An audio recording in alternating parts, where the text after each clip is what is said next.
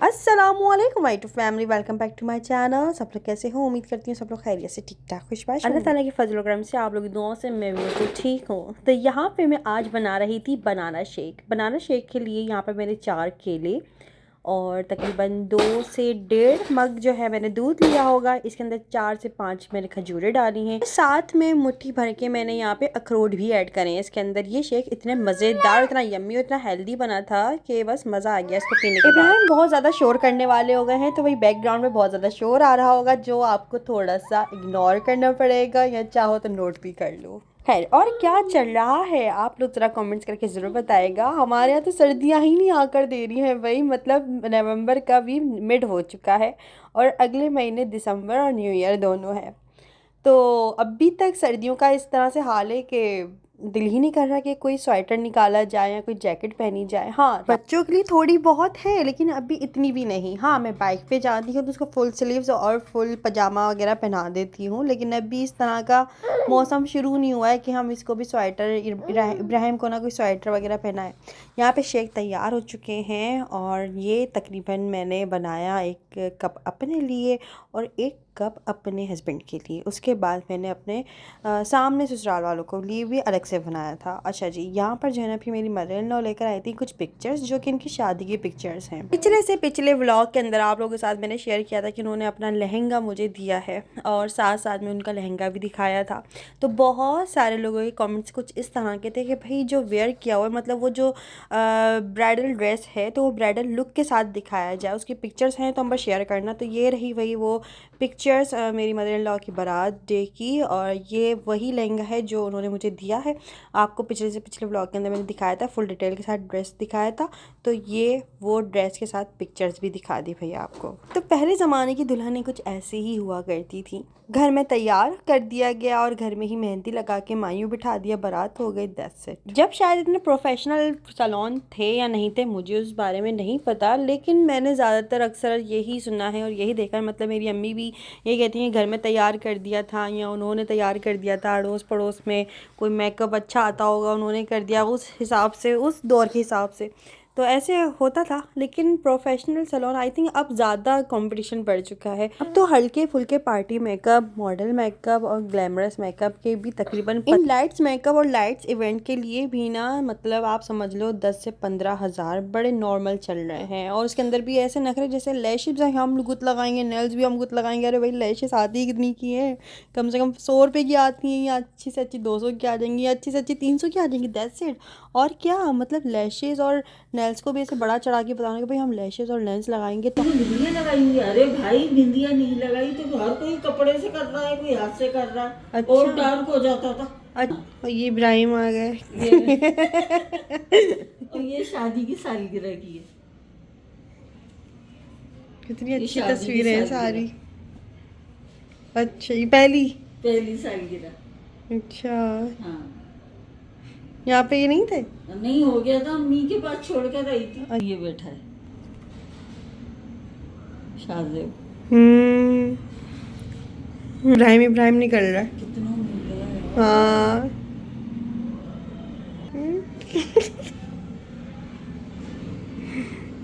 Socks, 7 shoes महीने पहन का के। है अंबर। अच्छा। हाँ, 1 साल का भी नहीं है ये। अच्छा, 7 माह का है। मैं तो कह रही हूँ इब्राहिम से ज्यादा हेल्दी थे। हाँ, जैसे काफी मिल रहा है। बहुत ज्यादा नहीं, बल्कि मिलता क्या, पूरी शक्ल ही इनकी गब्बू पर है। वही देखो छत पे जाके ऐसे करता है। तो काजल भी लगा हुआ है। उनको पठान बच्चा लगता है। उनके नाखून लंबे रखती थी पहले आप? नहीं, मुझसे काटे नहीं जाते थे, अम्मी काटती थी। अच्छा। हाँ, घर जाती थी। मेरे बोलने क्यों? मेरे तो फैशन एंड खत्म, अब तो खुश। इससे ये देखो ना, ये इसके बाद से ना मैंने कटिंग करवा ली थी। अच्छा, ऐसे थे भी मेरे, अब तो लंबे हो गए। अब लंबे हो गए। हाँ। ये सुसर अमेरिका नहीं गए। गप्पू के दादा नहीं गए अमेरिका। तो ये मेरे पेरेंट्स इन लॉ के ज़माने की पिक्चर्स हैं, मतलब उनके यंग एज की, बिल्कुल जब शाहज़ेब बिल्कुल छोटे से थे। ये इनकी गोद में शाहज़ेब है, लेकिन लग ऐसा रहा है कि इब्राहिम है गोद में, बिल्कुल डिट्टू कॉपी इब्राहिम। अच्छा, आज मैं बना रही थी भाई यहाँ पर सूप।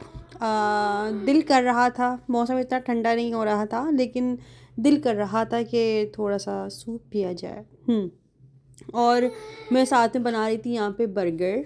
अब वही रोज़ाना देसी देसी खाकर भी इंसान का दिल भर जाता है, दिल कुछ करता है कि बर्गर खाया जाए या कुछ अलग सा कुछ खा लिया जाए या हल्का फुल्का कुछ बना लिया जाए। तो फिर आज मैंने सोचा चलो सूप बना लेते हैं और साथ में बर्गर्स बना लेते हैं। तो यहाँ पे मैं बर्गर बनाने के लिए मैंने टेंडर पॉप्स कुछ लेकर आई थी, जो कि फ्रोज़न फूड के हैं। तो ये मैंने इनको जो है इस तरह से फ्राई कर लिया था और अपने हस्बैंड से जो है ना चीज़ मंगवा ली थी, चेडर चीज़, और साथ में बन कुछ मंगवा लिए थे गोल गोल वाले। और फिर उसके बाद चेडर चीज़ को मैंने अच्छे से कद्दूकश कर लिया था ताकि बर्गर के अंदर इसके बन में लगाने में काम आए। और इसको मैं बन पे रख के एक दफ़ा ओवन में थोड़ा सा गोल गोल घुमा लूँगी। उससे ये होगा कि जो चेडर चीज़ है ना उसकी ठंडक थोड़ी ख़त्म हो जाएगी और वो थोड़ी गर्म हो जाएगी, मेल्ट भी हो जाएगी। यहाँ पर साथ में टेंडर पॉप्स भी फ्राई हो चुके हैं, तो इनको मैं टिश्यू पेपर पे निकाल लूँगी ताकि सारा तेल जो एक्स्ट्रा है वो टिश्यू पी लेगा इनका। सुना है नॉर्दर्न एरिया में थोड़ी सी बर्फ़बारी शुरू हो चुकी है, लेकिन हमारे यहाँ तो अभी इस तरह का कोई भी सीन नहीं है कि सर्दियाँ आई हों कुछ ख़ास। बस सुबह सुबह हाँ सर्दी हो रही होती जब हस्बैंड ऑफिस जा रहे होते हैं, और एक रात में सर्दी हो रही होती है, वो भी ज़्यादा जब लेट हो जाता है तब। तो इस तरह से सीन है भाई, और दिन इस तरह से गुजर रहा है, इतने जल्दी जल्दी अज़ानें हो रही होती हैं कि एक ही वज़ू में 3 नमाज़ें पढ़ ले बंदा, इतनी जल्दी जल्दी अज़ानें हो रही हैं। अच्छा जी, यहाँ पे मेरी मदर इन लॉ लेकर आई थी स्पैगेटी मैक्रोनी, वो मिक्स करके बनाती हैं वेजिटेबल्स के साथ, बड़ी मज़े की। तो वो मुझे ये देकर चले गई थी शाम में, और यहाँ पे मैं बना रही थी बर्गर्स। ठीक है, तो हम जो बर्गर बनाएंगे और सूप बनाएंगे वो हम सामने देकर आएंगे। इसके बाद यहाँ पे मैंने कुछ क्या बोलते हैं इसको? जी, कॉर्नफ्लोर ऐड कर देंगे इसके अंदर। और यार जहाँ तक मुझे ऐसा लगता है ना कि लड़कियों का जो नसीब होता है ना, असल में वो शादी के बाद शुरू होता है। शादी से पहले तो मौज मस्तियाँ ही लगी होती हैं, ज़ाहिर है माँ बाप के घर में इंसान मौज मस्ती से ही रह रहा था, लेकिन असल जो शुरुआत होती है ना नसीबों की, वो शादी के बाद शुरू होती है। तो अपना दामाद ढूंढने के लिए सबसे पहले तो आप लोगों ने लड़की के अंदर इखलाक ये ज़रूर होने चाहिए लड़के में। दूसरा, तमीज़ और एजुकेशन भी बहुत ज़्यादा ज़रूरी है। फिर दूसरी चीज़ ये भी है कि भाई पैसा भी होना चाहिए। ज़ाहिर है आपके कोई शक्ल देख के कोई चीज़ नहीं, तो यहाँ आप कोई किसी को मजबूरी बताओगे तो आपको कोई चीज़ नहीं देगा। यहाँ पे मैं समझती हूँ कि कोई किसी को फ्री का कुछ भी नहीं देता, तो पैसा होना बहुत ज़्यादा ज़रूरी है, वरना आधी ज़िंदगी तो लड़कियों का अपना दिल मारने में ही निकल जाती है कि भाई कुछ रात को क्रेविंग हो रही है, लेकिन नहीं, सो जाओ, सुबह नाश्ता ही करना है, कोई फ्रूट खाने को दिल कर रहा है, कोई ज़रूरत नहीं है, क्या इतना महंगे आते हैं, कुछ और खा लो, इससे अच्छा खाना खा लो। तो ये जो दिल मारना होता है ना, ये इंसान को कहीं ना कहीं से कहीं बहुत ज़्यादा खोखला कर रहा होता है, और वो भी छोटी छोटी चीज़ों के लिए दिल मारना। मैं समझती हूँ कि आप बहुत ज़्यादा एक स्ट्रेस में चले जाते हो कि यार क्या मतलब है, ये भी नहीं वो भी नहीं। यहाँ तक कि अगर आपको शादी से पहले वो सारी चीज़ें मिल रही होती हैं और शादी के बाद नहीं मिलती ना, तो बहुत ज़्यादा मसला हो जाता है। इसलिए मैं कहती हूँ, मेरा जहाँ तक अब मानना ये है कि इंसान को अपनी जो है ना अपने ही लेवल के लोगों में शादी करनी चाहिए। भले आप लड़की लेकर आ रहे हो या लड़की किसी के घर पे दे रहे हो, अपने जैसे लोगों में ही और अपने जैसे लेवल के लोगों में ही शादी करेंगे ना, तो इतना मसला नहीं होता दोनों फैमिलीज़ में। लेकिन अगर लड़की खाती पीते घर की हो और अगर वो ऐसी किसी जगह पे चले जाए जहाँ पे उसका मतलब इतना खाना पीना नहीं चलता, या ऐसे खाती पीते घर में नहीं जाती, तो उसको बहुत मसला होता है, और आधी ज़िंदगी तो अपना क्या कहते हैं शादी से पहले की ज़िंदगी याद करने में गुजर जाती है, ये सेक्रीफाइस, कॉम्प्रोमाइज़ और इस तरह से दिल मारने में। और अगर थोड़ी लोअर क्लास की लड़की है और थोड़े खाते पीते घर में आ गई, जो उसको शादी से पहले आसाइशें नहीं मिलती थी, शादी के बाद मिल रही है, तो मैं तो समझती हूँ भाई वो बहुत लकी है। तो कदर करें अपने शौहर की भी और अपने ससुराल वालों की भी।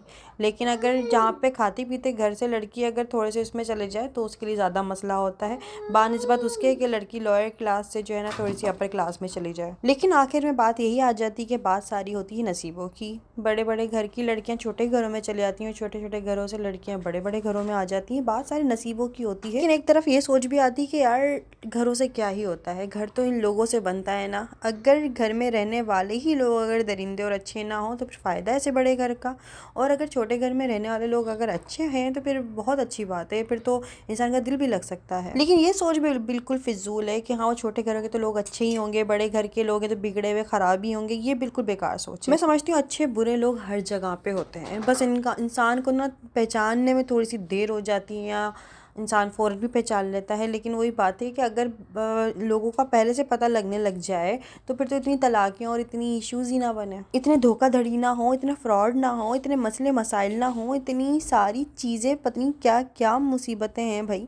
तो वो सब कुछ हो ही ना कि अगर इंसान की शक्ल पे आ जाए, इंसान की शक्ल पे लिखा हुआ कि भाई ये फ्रॉड ही है या क्या कहते हैं ये यूँ है या फ़लाँ है। इतने सारे मसले मसाइल, इतने कोर्ट वगैरह भरी पड़ी हैं, तो ये तो सब कुछ हो ही ना फिर ज़ाहिर है। तो इंसान को पहचानने का भी एक टैलेंट होता है कुछ लोगों में, और पता नहीं वो कौन से लोग होते हैं भाई। मुझसे तो कोई अच्छे से बात कर लेते मैं उसको अच्छा समझ लेती हूँ, थोड़ी सी कोई औकात दिखा देता मैं समझ जाती हूँ नहीं यार ये काबिल नहीं है। लेकिन अगर वो औकात दिखाने के बाद भी अगर अच्छे से बात कर लेती हूँ मैं भूल जाती हूँ कि उसने अपनी असलियत दिखा चुके हैं। लेकिन वही वाली बात है ना कि हम इतनी बातों को पकड़ते ही नहीं है यार, इतना वक्त ही नहीं है। ज़ाहिर इंसान को अपने काम ही इतने होते हैं। आप क्या कहते हो इस बारे में, मुझे अपनी राय ज़रूर दीजिएगा। बस आफ्टर ऑल सारी बात ये है कि भाई इंसान की शक्ल पे नहीं जाना चाहिए। बस कौन कैसा क्यों ये वो क्या है वो इंसान को तभी पता चलता है जब वो उसके साथ रहता है, और साथ रहने वाले लोगों को ही पता होता है कि वो कैसा इंसान है।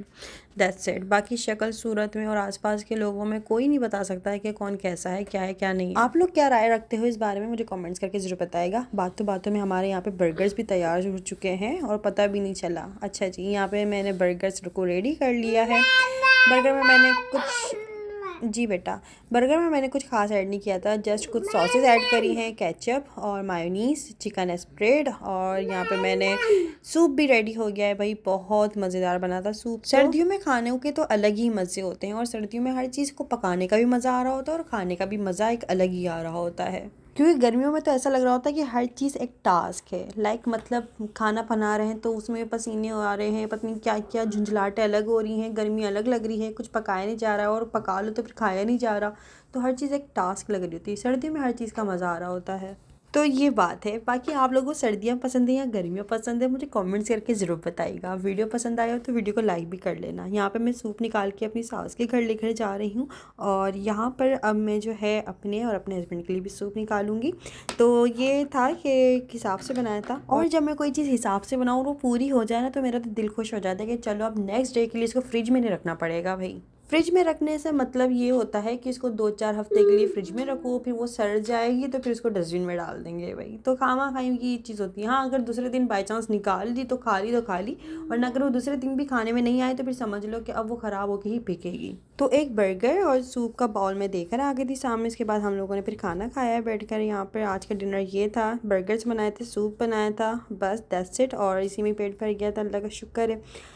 तो ये है। अच्छा, खाना खाने से पहले बिस्मिल्लाह ज़रूर पढ़ लिया करें, और खाना खाने की दुआ भी पढ़ लिया करें। इससे ये होता है कि आपके खाने में बरकत होती है, और दूसरा ये कि पेट भी भर जाता है। सम टाइम ऐसा होता है कि खाना खा लेते हैं लेकिन होते हैं यार पेट नहीं भरा, दरअसल हम बिस्मिल्लाह नहीं पढ़ते, भूल जाते हैं, सम टाइम ऐसा हो जाता है। यहाँ पर जो है ना इब्राहिम ने देखें क्या हरकत करी है, टिश्यू पेपर का पूरा बॉक्स उसने उठा के इस तरह से फैला दिया, अल्लाह माफ़ करे। मैं सारे टिश्यूज़ उठा के तंग आ गई। मतलब ये कि पंखा भी चल रहा था और कुछ टिश्यूज़ जो थे ना वो बैठ के नीचे चले गए, कुछ इधर उड़ गए, कुछ उधर उड़ गए। बस ये भाई ये हाल करते हैं ये। मतलब मेरा घर जितना साफ़ सुथरा रहता था ना, अब इतना कुछ ख़ास रहता नहीं है। बस ये कि मैं लगी ही रहती हूँ तो साफ़ रहता है, वरना अगर मैं छोड़ दूँ ना तो घर का बहुत बुरा असर हो जाए। इब्राहिम मुझे बहुत दौड़ाता है भाई, बहुत ज़्यादा।